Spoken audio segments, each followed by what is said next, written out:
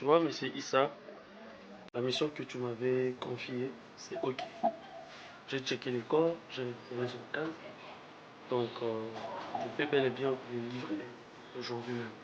Il y a une seule condition. Je suis un professionnel. Je n'aimerais pas que je puisse compromettre mon service, mon boulot. Donc, le serment d'Hippocrate que j'ai eu à prêter. C'est quoi Hippocrate? Ne me poussera pas à faire du n'importe quoi. Hippocrate, c'est quoi?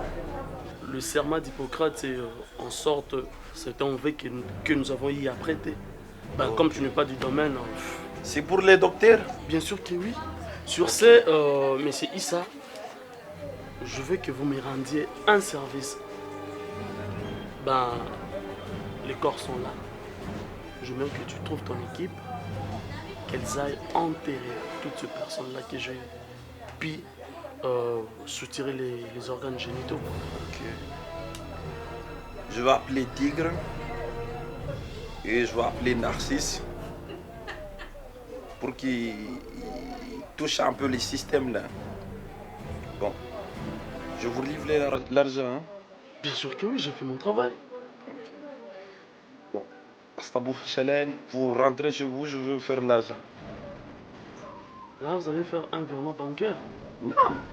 Mais ce n'est pas ce que tu m'avais dit, monsieur. Tu m'avais dit. Il y a l'argent, il y a l'argent. Faut me les faire en liquide, non? Je suis là s'il y a l'argent. Vous voulez l'argent maintenant, là, là, liquide? Oui, liquide? c'est mon argent. Je fais mon travail. Na pesa mbongo na mabunini na boye boye. Mon pèse un morceau, les autres pèsent un bon.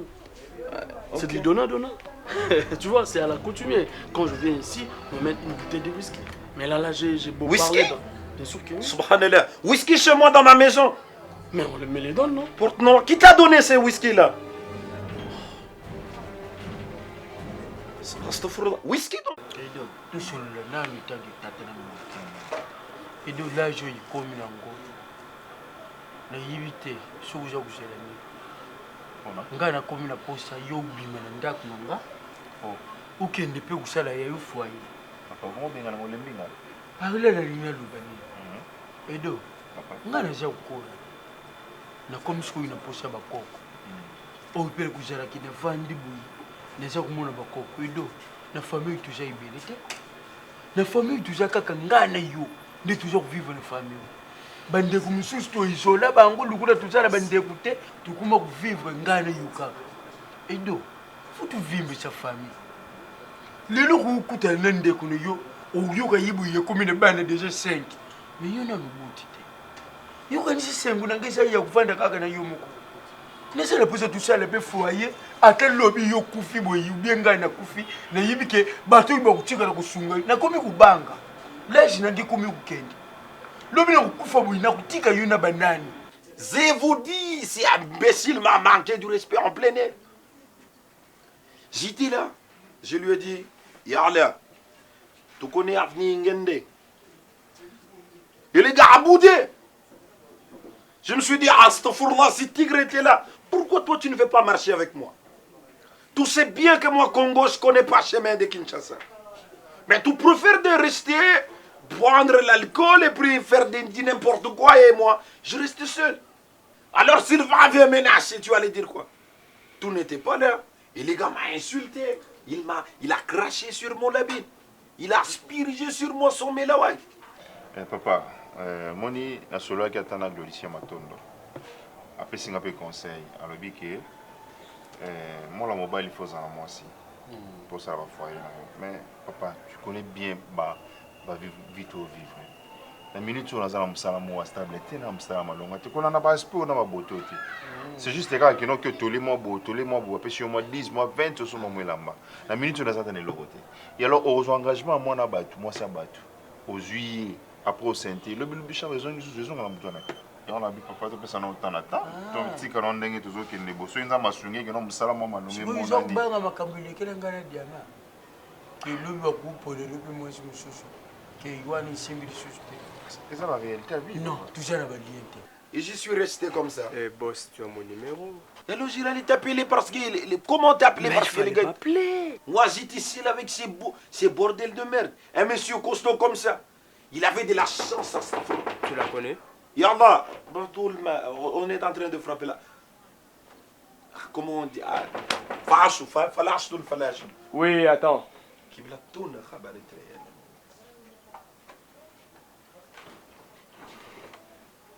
L'arbon, Imallah. T'as là un annonce aux ananiens et puis avant d'ouvrir la porte comme ça.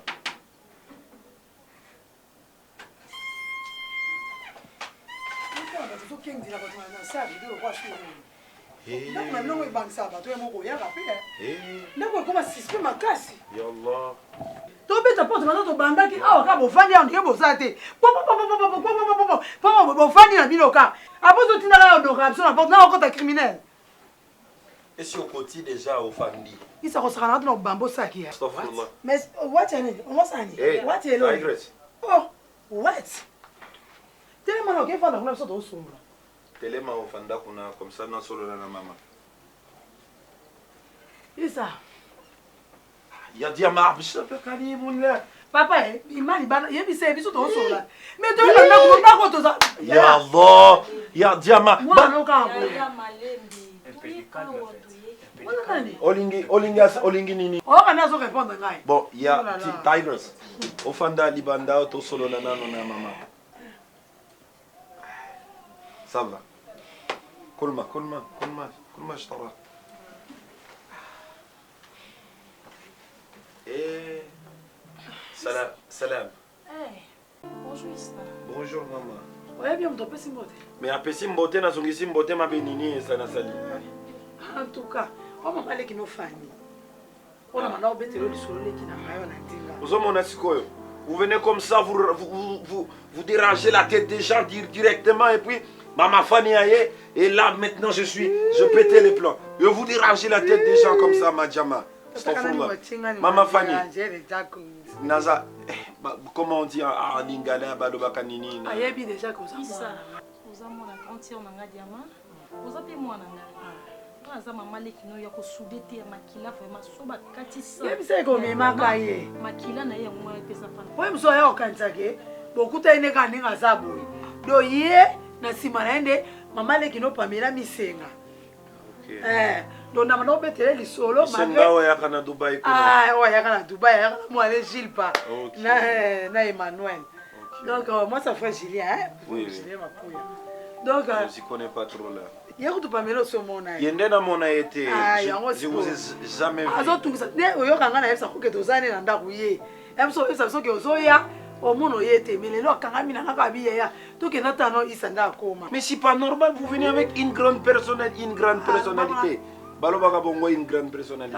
Pour la chance. C'est na mobali na obeta mutu. Et aussi mba azama mo msala mo bona na okende kende ya restaurant mo. kuma ulamu le restaurant Non, bah du genre il va servir. Comme ça pour ça on lia ça pour ça on met là, yé au stali menu que à sali commande au PC mais jusque là nous va vivre sauter. Baba il faut pour baisser ça qui va 50 000 francs pour na base pour na ba retenir comme on a. ça là un stage Stage c'était pour na ba côté comme on a kati. Nena mega ko tout maman ningudi après ça 50 000 francs. Parce que la PC déjà, non, c'est la suite qui va répondre comme ça na ba comme ça. yo kutela kana mama ni uyibisaka nga te wana mama na nga ye atanga na sana pasi soki na bengi boye sunga kaka mutu nga na tikala ni kaka Vraiment. mamu ye sana mutema ye kusunga ba na yibike lokuda ye apesi yo mbongo déjà izaka ngamu na pesi mais ido to kusala eloko moko o nga na za kusala za ba effort izate kupona convaincre yo lubu bosa na ngati mais na za kusala boye pona bulingu ye tata na mwana na yebi pete ke yo utika ngalo lokwa munokona ekota mingi lokwa mtu obota mana na Dubai yango rifeta nga yaki kuna bina nga rife matunzi abi yango isa oyo boteliye awa na Dubai ubie boyaki ne koya elekela noko no rife matunzi no so venda zotala bwabi isa koma lokola mutu abota Là c'est pas ma faute. Bon, maman, est-ce qu'on peut accueillir d'abord la personne qui est? C'est en tout cas ngai vraiment je suis ravie de te voir vraiment. En tout cas, la sepeli makasi pour notre kusaya na ngai. Ko na moni en tout cas komitungisama te soko oyambi de mama na parce que nga naza mama. Ndenge mama na memaki pendant 9 mois. Wana yenda bombaki yo metango abimisa ke déjà na mokili ko komi ebatu nyonso. Ndenge oza ya ngai. Alors komitungisama te bungu ndenge ni oyabi nga naza mama na nga kuna contre naza na sengo vraiment ndenge na moni yo. Esengo tunisa nga makasi. Ça va, il n'y a pas de problème. Atoko mobali munene. Maman, j'ai grandi hein.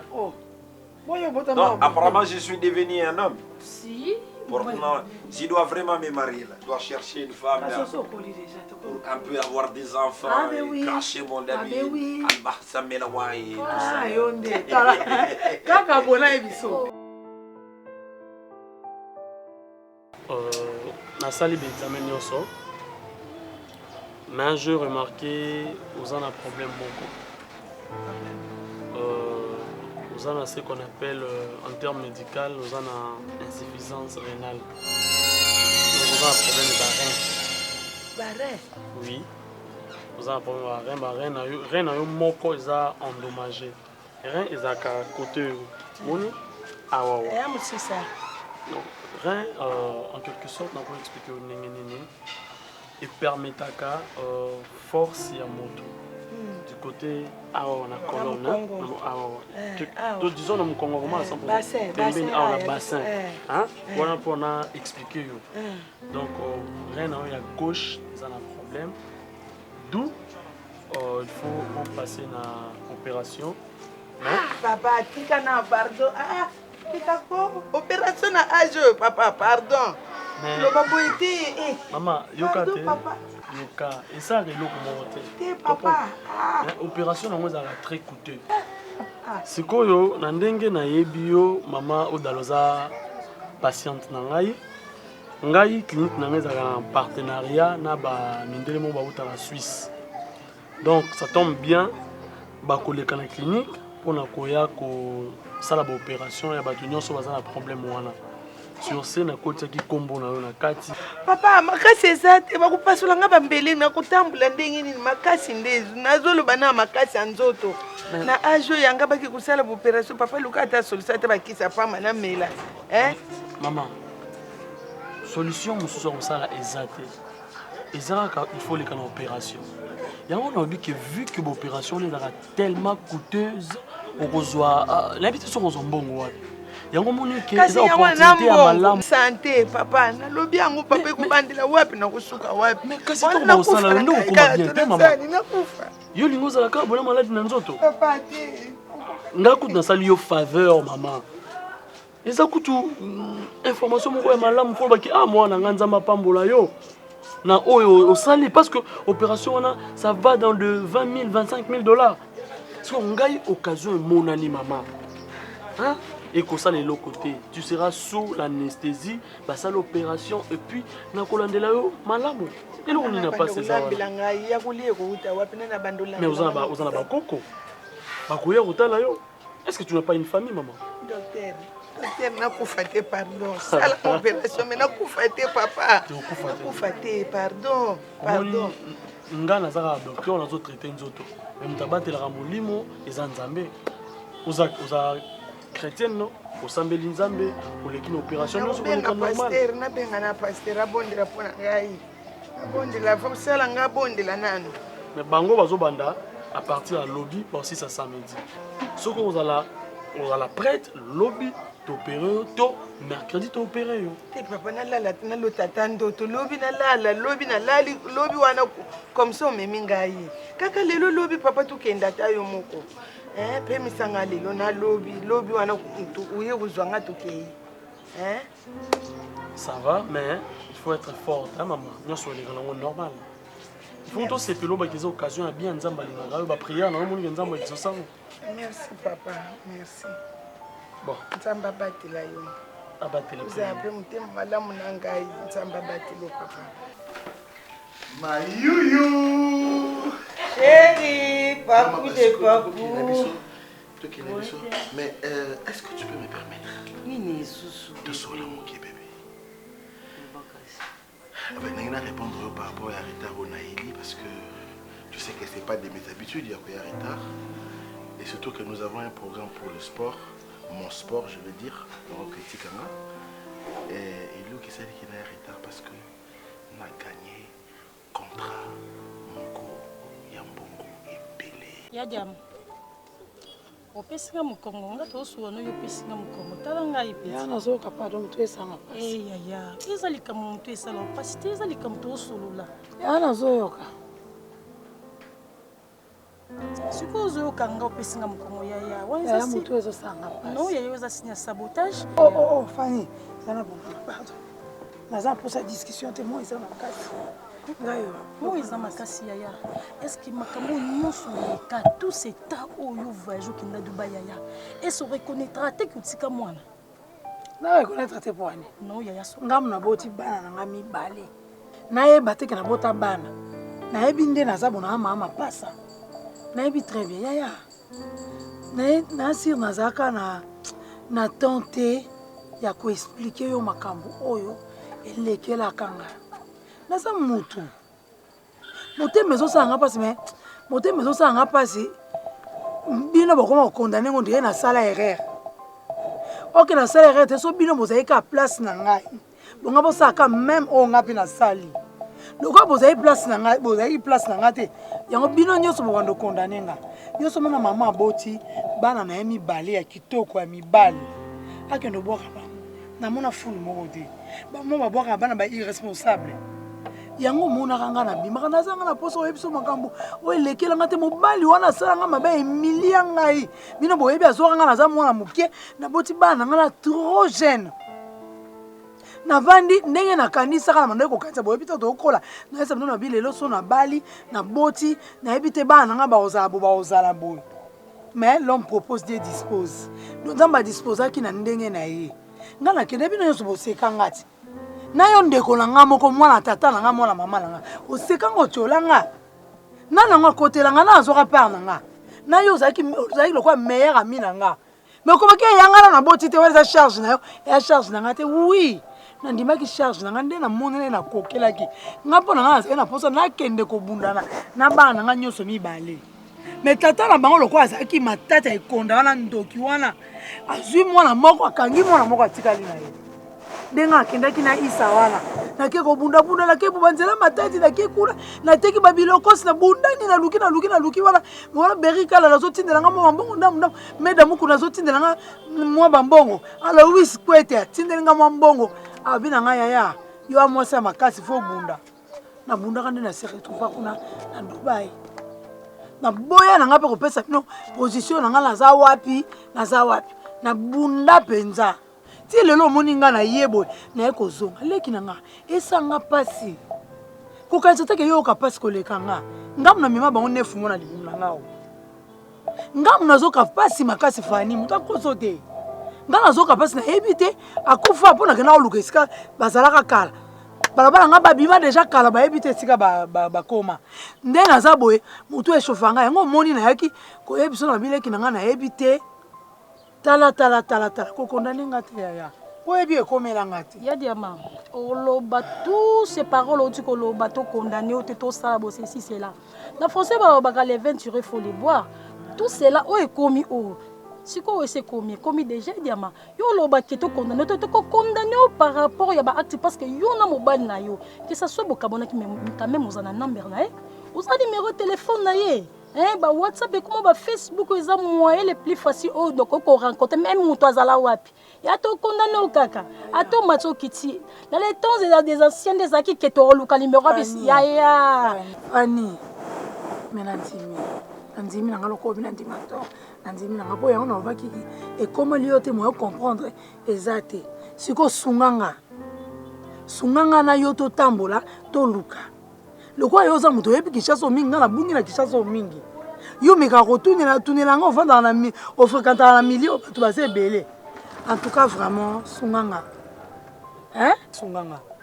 yaya yo za yana nga makila pono kosunga pono waza mwana nga mwana yo aza ya ngai donc kosunga parce que la façon to ko zoela mobali non attend o parce que nga na yebi en droit ça fait un bon bail to kuta na kapé te même na nzela mais le quoi ba réseaux sociaux comme nango to beta numéro na ye sile ko bima même si yo te nga na sala tout na rotindele même si demande à mia au yambanga le fait que tu ba retrouver mwana ya mwana makila na yo o bimi c'est ça makila na ngai parce que faut to ba yebana les jumeaux là faut bailler bana parce qu'affection ça vraiment moqué on sous son akenda et pas yo pour m'aimer pas alors il faut tout ça le tout plus possible parce que va se reconnaître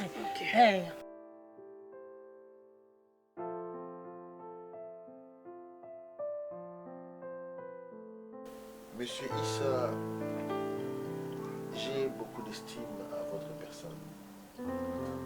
C'est-à-dire que vous êtes Congolais de naturalisation, mais vous avez aussi l'amour de ce pays. Du fait que vous investissez dans notre pays prouve que vous aimez ce pays parce que vous engagez les autochtones. Aujourd'hui, beaucoup de Congolais sont engagés par vous et vous les payez de la manière à ce que base à la l'aise dans le ménage na bango. Et j'ai payé mes taxes aussi. c'est justement ce que je dis, que vous avez l'amour. C'est ça. Et surtout, je paye mes taxes aussi. Voilà pourquoi je dis que vous avez l'amour. Là, il ne faut jamais oublier. C'est ça. Papa Ngombe, franchement parlant, aimer son pays, c'est de prendre d'abord soin de son pays. En payant un peu les gens, bazo salam ou salam, aboul kariba anlamouch, donc et comment on dit, pour que votre pays puisse aller de l'avant. Non seulement changer de nationalité, mais retourner dans le pays pour chercher à voir comment on doit soulever notre pays. Exactement. Donc c'est ce que je dis, que c'est le développement du pays que vous prenez, quoi. Vous n'êtes pas Congolais d'origine, mais vous faites en sorte que les pays où vous investissez puissent développer et que les habitants de ces pays puissent avoir la vie favorable par rapport à votre considération. C'est ce qu'il Voilà. faut faire. Donc voilà pourquoi je viens pour vous proposer. Vous savez que moi aussi, je ne suis pas n'importe qui dans ce pays. Zikone, vous êtes Papa Guy, vous êtes un entrepreneur, vous êtes mon collaborateur, vous êtes le number one. Donc, parmi les number one de la République démocratique du Congo. Là, vous êtes en train de déflater. Non, franchement, Papa Ngombe, vous êtes un homme sérieux, un homme que toute personne qui vient de l'extérieur peut chercher à faire affaire avec lui. Vous êtes, j'ai vraiment, comment je peux dire, vous avez un problème de l'ail, de lait, là, nous on a un problème à peu parler de l'ail, l'estime, donc, ouais, non, c'est pas un problème. Donc, Papa Ngombe, je vous considère tellement, et surtout quand on fait affaire. Et ce jour-là, j'ai parlé avec les Saoudiens d'Almadia. On a parlé pour le conteneur qui vont amener les chars, comme dans les histoires là de Nini. C'est le conteneur que vous avez appelé Abdul Kabarir. Ah, d'accord, avec l'histoire des Texaf là. Non, c'est ça. Bon,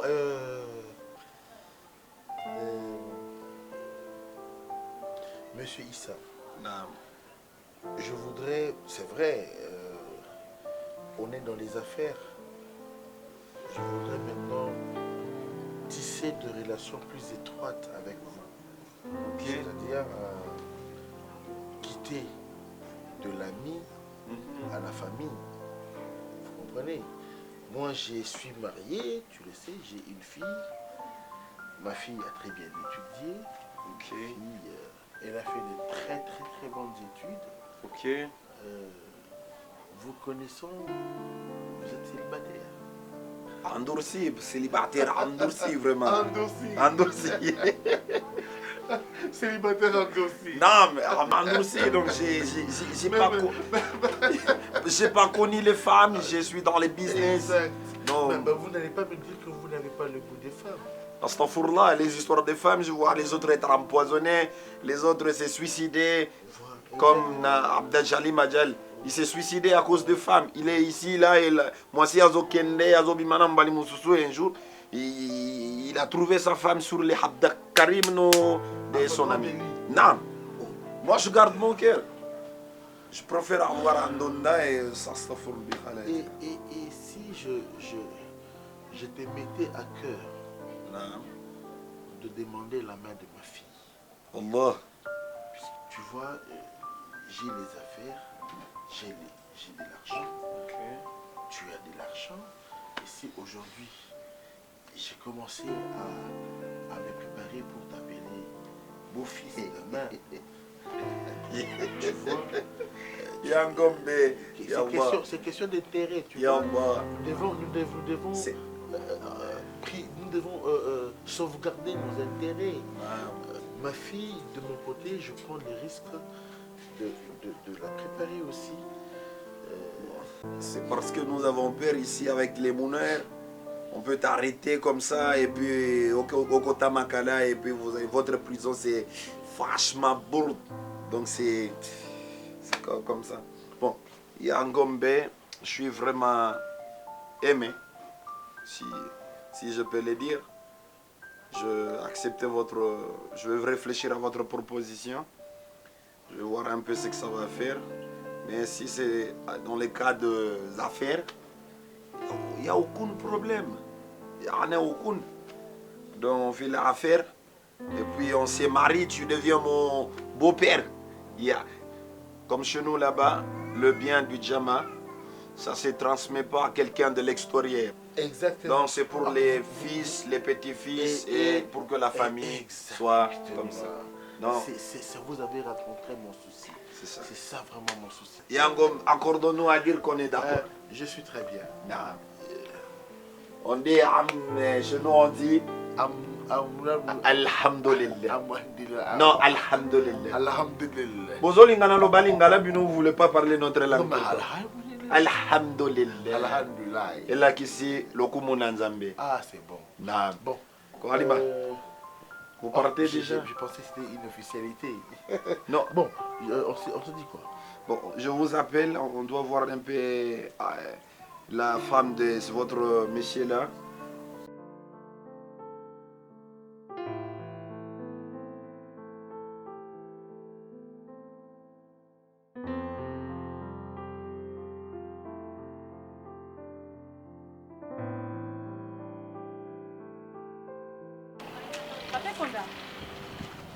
Papa Konda. Pardon papa, s'il te plaît. Bonjour papa. Bonjour. Papa Konda. Quand vous avez dit que vous avez dit que vous avez vous se souvenez de la petite diamant? Diamant ou il y a ex maman bain. Oui. C'est quoi le problème ni tel monsieur? Ti papa, ndi kunanga mosi diamant botana yo papa. Kaza semeki no boli solo kuzati ata babi kenel balobadage ke bongo. Mandembi nalo mama. Kala kamaso ekufa. Ngana za presse na za ukende nalo. Awa mutu moko bengi nga maître ingénieur Guilin na quartier 8 wa. Na yibite combien de minutes tu ruzo ya usolo ngale. Eh papa, nalingana sono pona solo ya mwana. Apopo ya mwana oyo za kanai wana. Parce que ndeko nanga diamant za kata Kinshasa. Na poso to solo ensemble. Babiki les Mama Zilana.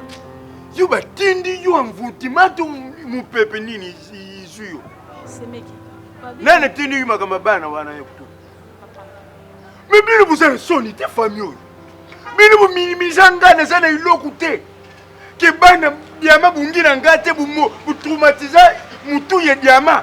Diama ni lo buyanga kenena mwana. Ngana tinga na mwana moka yolelo buzo yokutuna. Ah, na police de formation Mama, esa na mbale yesuka. Suku moni ngala nzela lekanga. Omani ndengi na bukuli mwana wane na pasi. Ndenga komi bongo. Azali na mbongo. Azali na mpasi. Ngamu na za ungimangu. Esa na mbale yesuka yukuteli msangana nzelo tuna ngabuso. Yedi ya mamu naka kiyabungati. Ngakutundela kuuza na susha mwana na bana kutuna ke mwana wana. Azaso kindengi ni. Mebini yozo yokutuna ngama kama bana. Ya mwana. Semeki okopi koyokanga.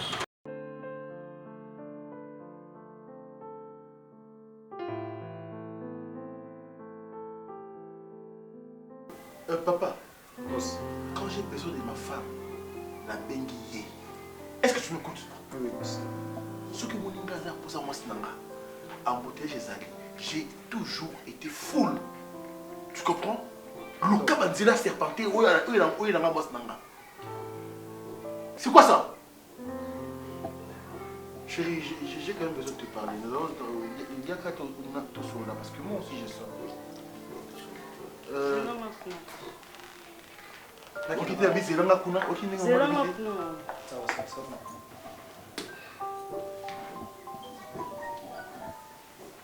Encore tomboka. Oui, t'es qui m'a dit. Non, mais c'est pas possible. Nzela a sauté au Kenya. Nzela a sauté. Pas ton Nzela. Je lui ai dit. Il y a une possibilité, il y a un contour. Il y a beaucoup de débouchés ici. Attention, sous-souté. Attention. Mais tu te. Voilà, quel est l'onglet? L'onglet est bien bas. Ne pas tout ça. Ok, nanga. Todo solo là. Ça, nous qui nous faisons tout solo. Tu casses dans l'endroit.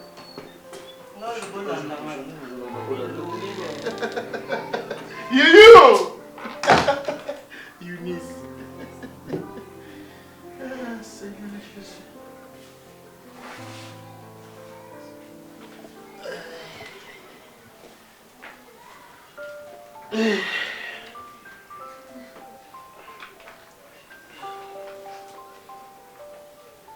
Boss, excusez. On a radiateur sur la gueule de Moussa. Maman a subi radiateur. Tu sais quoi, son biteur? De la nuit, on a vraiment osé. C'est quand c'est aussi parce que c'est la personne qui n'a pas bon ça radiateur T, bosomba radiateur à Sika, bocha la place moi en ce qui concerne baba. Quand on s'en c'est maintenant ça. C'est bon. Ils ont balaa soupe. Nous avons dit que c'est maman botinga.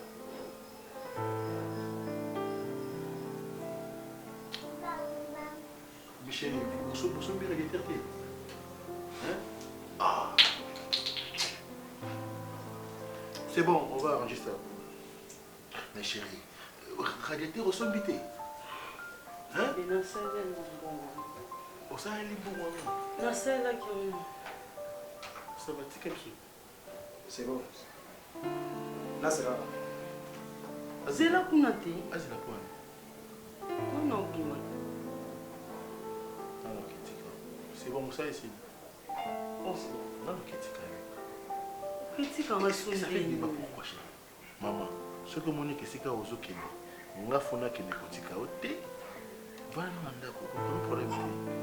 Pour que tu aies un oscillique. S'il te plaît. Edo, uza mwana nga. Uza olinga moko netikala na yilo. Soki nazana yo, nazalaka na isengwa makasi ya kuzala na yo. Yango ezalaka ke à chaque fois nazala ba problème, na yaka nango pano yupo to partager ba problème nga na sana. Semaine oyo lobi avant-hier na kutanaki na moko ya bandeko ya mama tosololaki na bango mais nazalaki pene d'accord te ya kuvanda tosolola na bango ngai naza koleka na ngako eza teke tuvandaki soki ndenge nini nangi na déforme mosusu information nangi na pesa ngai naza koleka ndeko ya mama na yo mpe aza koleka abengi ngai yo papa konda uza kuyiba nganga na lobi naza kuyiba kayibisi ngaki ngai ndeko diama kuyiba diama te una yuki komba diama uyibi na yuki mabemo kuna nzoto uyibi na linga ususu ku sentir yete atabu abandi kuluba ke azana posa yiba soki mwana ngana zana yisoka zana bumo yisoka za wapi pesa ingakanda na silika kiwana na bandi kukatela yiba mangala ndengi zara kakaka ayibisi ngaki diama zana kini na ndeko na yo eloko isepelisaki nga ya koyoka ke ndeko na yo aza mvi. Chérie, tu es fâchée? Non, même pas.